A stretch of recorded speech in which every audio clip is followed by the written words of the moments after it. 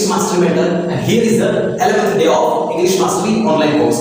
And in this video, we are going to learn about gerund. So, let me tell you what is the gerund. Gerund एक noun ही होता है जो हम सब वाक्य में यूज करते हैं। तो इसको समझने के पहले कुछ ऐसे सब्जेक्ट के बारे में थोड़ी सी बातें जानते हैं। जैसे कि हमने देखा कि किसी भी वाक्य में सब्जेक्ट होता है, या तो वो नाउन हो सकता है या प्रोनाउन हो सकता है। तो कुछ एग्जांपल्स के मदद से हम समझेंगे कि कोई भी सब्जेक्ट नाउन कैसे हो सकता है और प्रोनाउन कैसे हो सकता है। जैसे पहले सेंटेंस में आप देखते हो कि सक्सेस इज वेरी इंपॉर्टेंट। यहाँ पे सक्सेस के बारे में बताया गया है, इस वजह से ये सब्जेक्ट है, लेकिन ये नाउन है या प्रोनाउन है? ये नाउन है, right. In second example, Ram is my friend, तो राम अगेन एक नाउन है, और कौन सा नाउन है? Proper noun. उसके बाद आता है honesty is in my blood, तो ऑनेस्टी ये एक नाउन है, लेकिन आप देखो कि नाउन है, लेकिन कौन सा नाउन है? एब्स्ट्रैक्ट नाउन है, राइट, क्योंकि उसको हम छू नहीं सकते, खाली महसूस कर सकते हैं। जैसे कि और चौथा एग्जांपल है reading is a good habit. अभी देखो, इसके पहले एक एग्जांपल लेते हैं, जैसे राम इज माय फ्रेंड, तो हम ये भी कह सकते हैं कि ही इज माय फ्रेंड। तो ही शब्द क्या हो गया? ही एक प्रोनाउन हो गया, तो ही भी सब्जेक्ट हो सकता है। ही के बारे में बताया गया है कि he is my friend, right. तो ये भी सब्जेक्ट प्रोनाउन भी हो सकता है, नाउन भी हो सकता है। लेकिन इस सेंटेंस में देखो कि reading is a good habit, reading के बारे में बताया गया है, तो ये एक तो सब्जेक्ट तो है, लेकिन ना ही ये कोई नाउन है, बराबर है, क्योंकि नाउन की जितने भी हमने टाइप्स देखे हैं, common noun, proper noun, collective noun, material noun, abstract noun, तो ये किसी टाइप्स में मैच नहीं करता, और ना ही ये प्रोनाउन है। लेकिन एक अलग कंसेप्ट निकल के आती है जिसको बोलते हैं जेरंड, और हिंदी में क्रियावाचक संज्ञा भी इसको कहा जाता है। यहाँ पे देखिए, कोई भी रीडिंग का मतलब क्या है? पढ़ना, पढ़ाई कर रहे हैं, ठीक है, तो इसका वर्ब क्या हुआ? रीड। तो रीड तो एक वर्ब है, ये फिर यहाँ पे क्या कर रहा है? इसको वर्ब को सब्जेक्ट की तरह कैसे यूज करा जा सकता है? तो जब READ कोई भी वर्ब के साथ ING लगता है, यहाँ पे ING है, कोई भी ING लगता है, तो वो एक नाउन बन जाता है।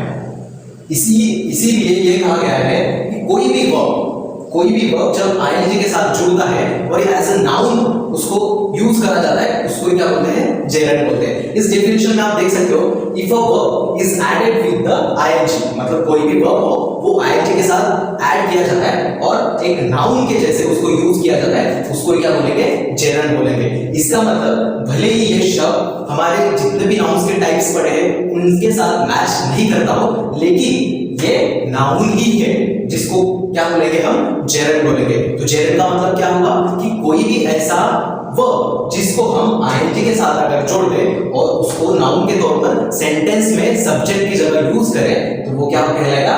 जेरंड कहलाएगा। ठीक है, तो आगे बढ़ते हैं, कुछ ऐसे वर्ब देखते हैं और उनको किस तरीके से नाउन के तौर पर यूज किया गया है, जिसको हम जेरंड बोलते हैं। तो देखिए, यहाँ पे है आई रीड बुक्स, तो मैं किताबें पढ़ता हूं। तो यहाँ पे वर्ब क्या है? रीड। और यहाँ पे देखो सेकंड, इस वर्ब को किस तरीके से यहाँ पे नाउन के तौर पर यूज किया गया है। यहाँ पे रीड वर्ब है और यहाँ पे reading is a good habit, right. तो रीडिंग के बारे में बताया गया है, तो ये सब्जेक्ट हो गया और एक नाउन की तरह ही इसको यूज किया जा रहा है, तो इसको क्या कहेंगे?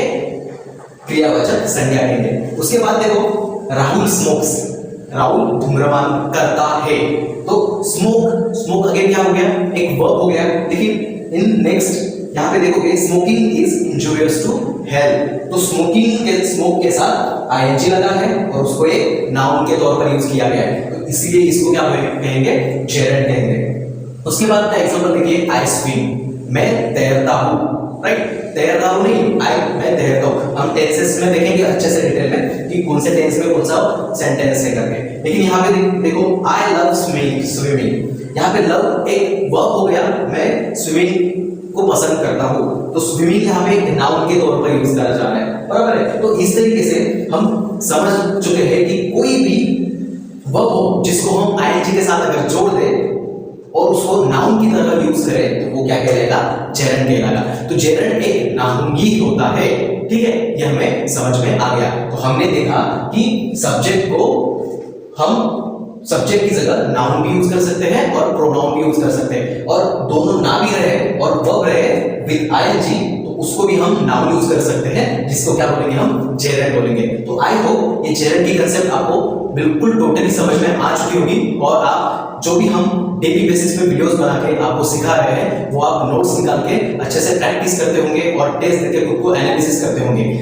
अभी मैं पहले वीडियो की एक बात आपको फिर से दोहराता हूं, अगर आपका व्हाई क्लियर नहीं होगा इंग्लिश सीखने का, इसके बेनिफिट्स देखो, इंग्लिश अगर सीखोगे तो आपका एक अलग इंप्रेशन बढ़ेगा। बहुत सारे कॉम्पिटिटिव एग्जाम्स के आप इंटरव्यू फेस करते हैं, बहुत सारे लोगों के साथ हमें कम्युनिकेशन क्रिएट करना पड़ता है, तो इंग्लिश का उसमें बहुत महत्व आता है, राइट। तो आपको इंग्लिश सीखने की बहुत जरूरत है और इंग्लिश सीखने के लिए वाई होना बहुत जरूरी है। तो वाई स्ट्रांग नहीं होगा तो आप इंग्लिश आपको मुश्किल लगने लगेगी और जैसे ही मुश्किल लगने लगेगी आप इसको छोड़ दोगे। तो अभी जिन्होंने अब तक भी वाई नहीं क्लियर किया है कि मुझे इंग्लिश क्यों सीखना है, उसको बिल्कुल जगह स्ट्रांग ऐसा वाई बनाइए कि मुझे सीखना ही है। मैंने पहले वीडियो में बताया था कि मेरा वाई क्या था, इसलिए मैं बिल्कुल बिना क्लासेस लगाए, बिना स्पीकिंग कोर्स करे, कुछ भी नहीं करे, मैं खुद से इंग्लिश सीख गया, अभी बोल भी पाता हूँ और आपको सिखा भी पा रहा हूँ, राइट। तो वाई बहुत स्ट्रांग होना जरूरी है, ठीक है। तो मिलते हैं अगले वीडियो में किसी नए टॉपिक के साथ। Till the time be the champion.